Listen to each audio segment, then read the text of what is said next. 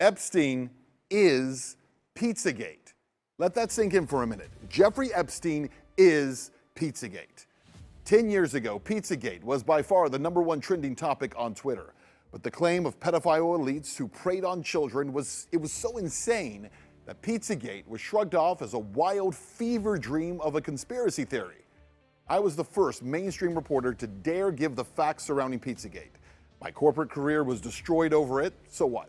My professional reputation was obliterated, that wasn't fun. And I wasn't the only one.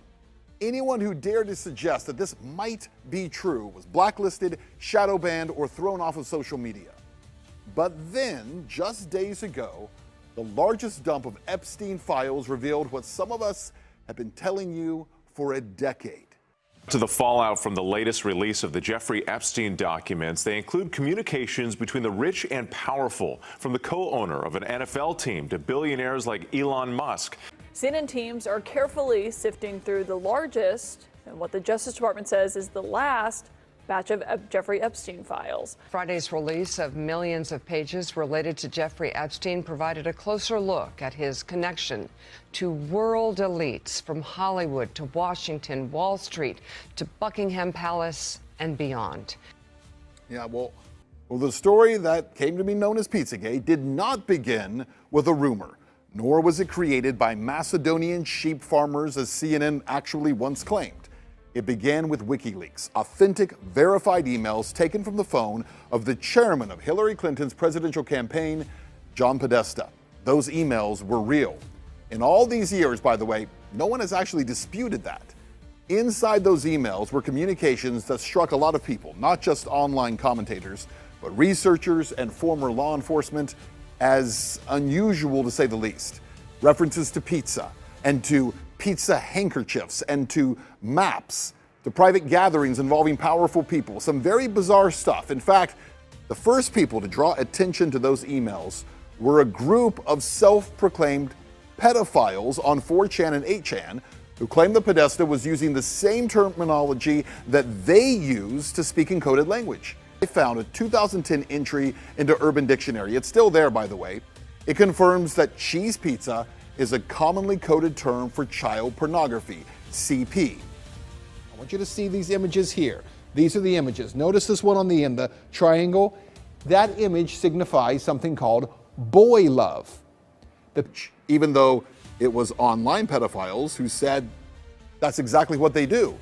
Which brings us back to this new Epstein release, because in it, the word pizza is mentioned 911 times. That's right, 911 times adults are emailing back and forth about slices of pizza and about pizza parties. Talk about the Podesta brothers, because remember, it was John Podesta's email that was hacked. In those leaked Podesta emails, John Podesta talks about his close relationship with Dennis Hastert, the former Speaker of the House, who was recently sentenced to 15 months in prison for abusing boys years ago.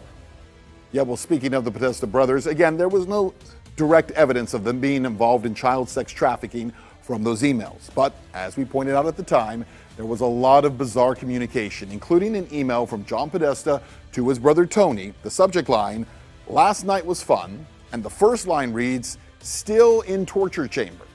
That email got really no attention 10 years ago, but today, a 2009 email from Jeffrey Epstein is getting a lot of attention, as it asks, "Where are you? You okay? I love the torture video."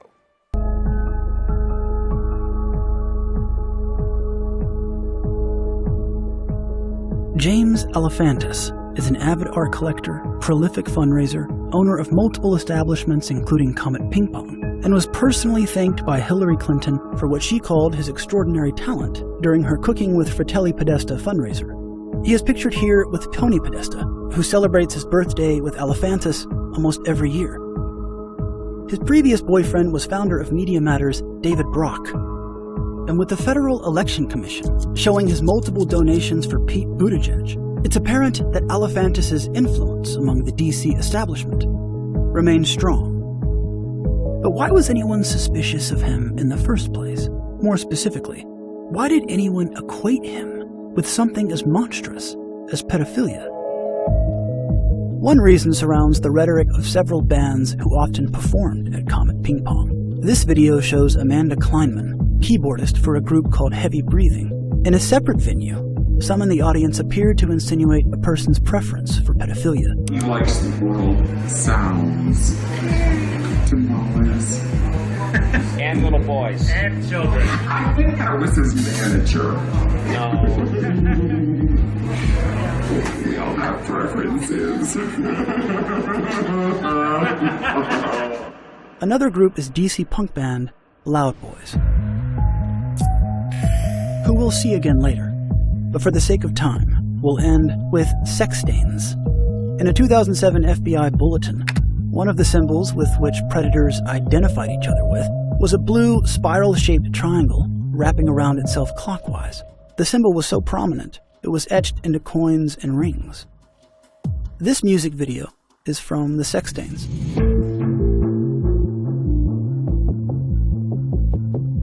Their promotional posters said they were for, quote, all ages. According to Elephantis, Comet Ping Pong is a family restaurant with a back room designated for children's birthdays. This is the kids' party room in the back. Birthday parties. Another reason some were suspicious of Elephantis surrounds his close relationship with Tony Podesta, a former super lobbyist who's had a lifetime friendship with convicted pedophile Dennis Hastert. Additionally, Tony's art collection.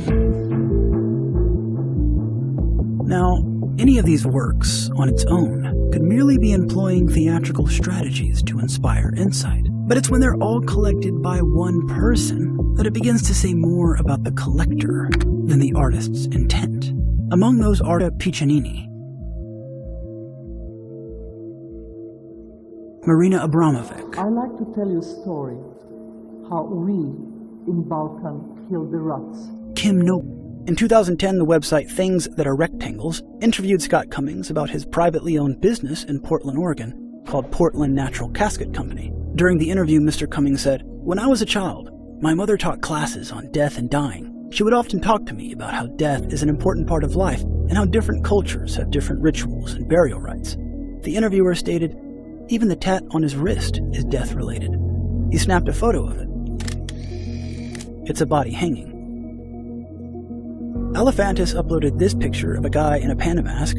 Here are many other images of pandas with the hashtag #ComePanda. One of his tags is Panda Head Magazine, which used to be run by a small team of DC bloggers who also made this video, described by MakeZine.com as a perfectly creepy panda cult film called Cult Panda, but with the U spelled with a V.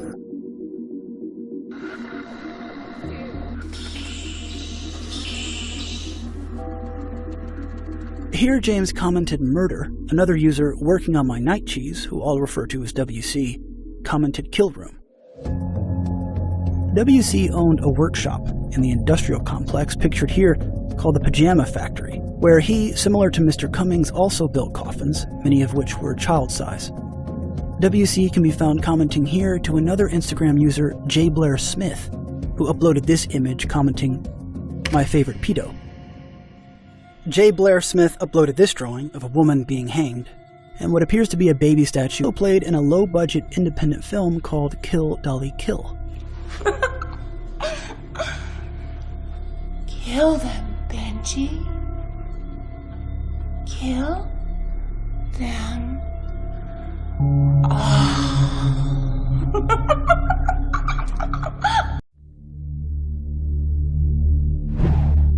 Hey guys, Sean here from SGT Report. I'm not even sure how to introduce this video.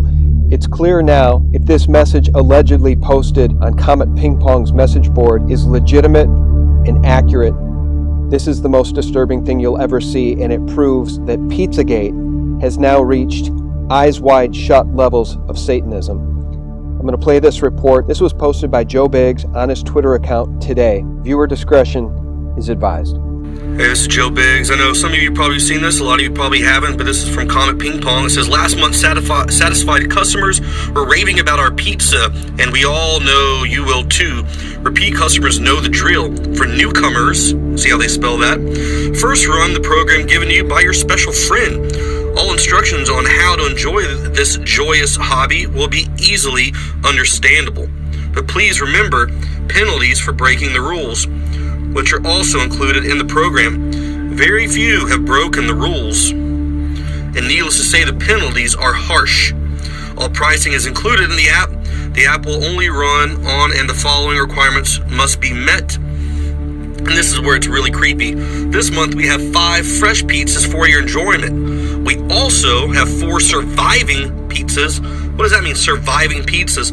From last month's session. All are on sale at an extremely low price as they are in poor health and not expected to survive. A requirement is that you finish eating your pizza after your session. So, what are some really weird things? Number 1, how are pizzas in poor health? Not expected to survive, and finish eating your pizza after your session. This is some truly sick and twisted stuff that we are seeing, and it looks like there's another location in DC as well. It's called Bucks Fishing and Camping, and look down here, it says for more info, go to Comet Ping Pong. The point needs to be made that Pizzagate is now in many ways worse than the things Stanley Kubrick tried to bring to our attention in his movie Eyes Wide Shut. Because at least in Eyes Wide Shut, what was being shown was essentially satanic sex magic rituals that involved adults. If this message that Joe Biggs just read is accurate, then we're talking about adults preying on and potentially murdering children. I'm going to reread the last part of the message that Joe read. This month, we have 5 fresh pizzas for your enjoyment. We also have 4 surviving pizzas from last month's session. All are on sale at an extremely low price as they are in poor health and not expected to survive. A requirement is that you finish eating your pizza after your session. I think this refers to killing the children, the ones that are in poor health, that are purchased at the discount. Now, for those of you that are faint of heart, Christian, or just decent, normally wired human beings, this is probably one of the worst things that you've ever heard, and it's exactly why I told Dave Kranzler that Pizzagate is the New World Order. In the interview I just released with Dave Kranzler, I made the point that the New World Order will bring us endless abominations, digital money which they will control, pedophilia, bestiality, and 10 other perversions that Satanists at the U.S. Department of Justice plan to make legal, according to Tom DeLay. Well, we've already found a secret memo coming out of the Justice Department. They're now going to go after 12 new perversions, things like bestiality, polygamy, having sex with little boys and making that legal.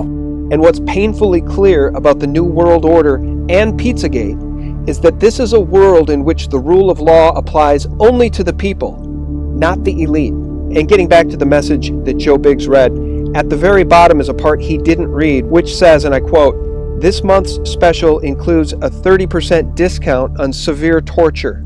Each image below is available for," and I couldn't quite make out the price, and it goes on to say, "Andrew also has some prints he would like to sell, so contact him for more information. They are masterpieces." And I'd like to read this part from the message that Joe Biggs did not read. These are the rules that must be engaged in order to run this app. It says, the app is to be run from your own personal computer that only you have access. Your computer must be connected to the internet when run. The app must be run from your home. You must destroy the media on which you received the app. Remember the password that will activate the app, as there will be no icons on your computer. And getting back to the allegory of Stanley Kubrick's Eyes Wide Shut, we know in that movie there were harsh penalties for disclosing what goes on at those ceremonies. What is the password for the house? I seem to have forgotten it. That's unfortunate. Because here, it doesn't matter whether you have forgotten it, or if you never knew it. And the same language is used here in this message. Please remember penalties for breaking the rules, which are also included in the program. Very few have broken the rules, and needless to say, the penalties are harsh. These rituals and this satanic pedophile ring is only for the initiated. As I talked about with Oli Delmagard recently, there's very clear evidence that there is a global pedophile ring involving the elite at the highest levels. And just another example of that is Roberta's Pizza in New York City. And researchers have captured images from Roberta's Pizza on their social media accounts, which include pictures of children, skulls, fire, and pentagrams, overt and blatant Satanism. And according to a tweet by Queen NW1NS, Roberta's Pizza was very popular with the Clintons. And in this tweet, it says, President Clinton stopped by Roberta's for some pizza with his wife. You heard that right. Bill and Hillary Clinton ate at Roberta's in Bushwick. And here's just a couple more images related to that establishment. An advertisement for an Easter party with 2 hysterical children being held by an adult dressed in a bunny costume. And this one, a slice of pizza with an all-seeing eye. And then there's this important tweet that reads, it would take a special and terrible kind of monster that didn't like pizza. Luckily for us, Hillary's not a monster, so she loves her pie just as much as the rest of us. In a year of campaigning, her team ordered from Domino's an insane 85 times. I guess you could say they were greasing the campaign wheels. It's not just the mass-produced pizzas either. 2 of Hillary's favorite New York restaurants, DeFazio's and Roberta's, make a damn delicious crust, and being a presidential figure definitely helps with those table wait times. Though it might not just be the pizza drawing Hillary to Roberta's. There's also the slim chance that one of the waitresses might be buck naked. Just Google it if you don't believe us. All right, and the last word is this. I'm going to show you the Google Street View of an establishment in the same DC area as Comet Ping Pong and Besta Pizza. It's called Politics and Prose, and allegedly it's owned by a speechwriter for Hillary Rodham Clinton. And what's curious about this particular establishment is on the sidewalk outside the establishment is this image of a skull and bones on the sidewalk. And anyone who's watched the video, The Deocculting of John Podesta, is well aware that the Podesta image that John posted on his own social media account with a 14 on one hand and a fish on the other, in gematria when decoded it means 322. And when we enter Politics and Prose, what do we see on the stairs leading down to the lower level? Children. It's all circumstantial evidence, but at this point, the circumstantial evidence is leading to a pile of smoking gun clues that suggests that not only is Pizzagate real, it's even more horrifying than Eyes Wide Shut.